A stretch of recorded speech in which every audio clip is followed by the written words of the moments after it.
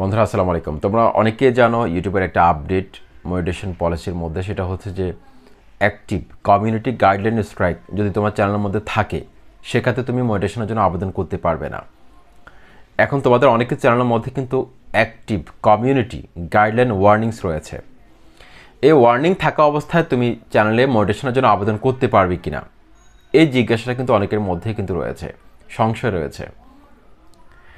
দেখো, তোমার চ্যানেলের মধ্যে স্ট্রাইক আসুক অথবা ওয়ার্নিং আসুক, কমিউনিটি গাইডলাইন যেটা ইউটিউব দিয়ে থাকে, তোমাকে কিন্তু একটা ট্রেনিং স্কুল কমপ্লিট করতে হয়। কিছু প্রশ্ন থাকে, সেগুলো টিক মার দিতে হয়, অপশন থাকে। ট্রেনিং স্কুলটা কমপ্লিট করার পর কিন্তু তোমাকে সাবমিট করতে হয়।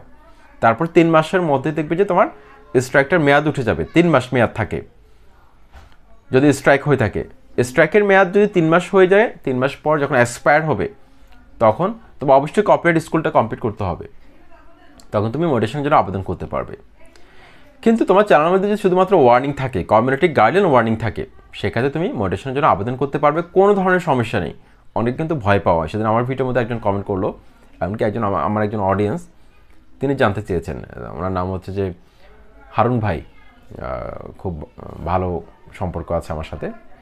ওনার চ্যানেলে আমি ম্যানেজার হিসেবে কাজ করেছিলাম। তো 2-3 মাস কাজ করেছিলাম ওনার চ্যানেলের মধ্যে আমি।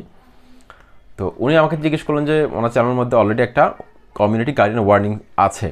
আপনি আমাকে জিজ্ঞেস করলো, তানিম ভাই, এখন আমার এই চ্যানেলটা মনিটাইজেশনের জন্য আবেদন করতে পারবো কিনা। আমরা নিশ্চিত আপনি আবেদন করতে পারবেন, কোনো সমস্যা নেই। যদি স্ট্রাইক থাকে, কমিউনিটি গাইডলাইন স্ট্রাইক, সেক্ষেত্রে আপনি আবেদন করতে পারবেন না।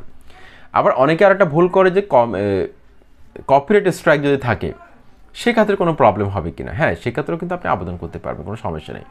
ইউটিউব বলছে কি, অ্যাক্টিভ কমিউনিটি গাইডলাইন স্ট্রাইক থাকলে আপনি আবেদন করতে পারবেন না। তো এই বিষয়টা আশা করছি ক্লিয়ার হতে পেরেছেন। আসসালামু আলাইকুম।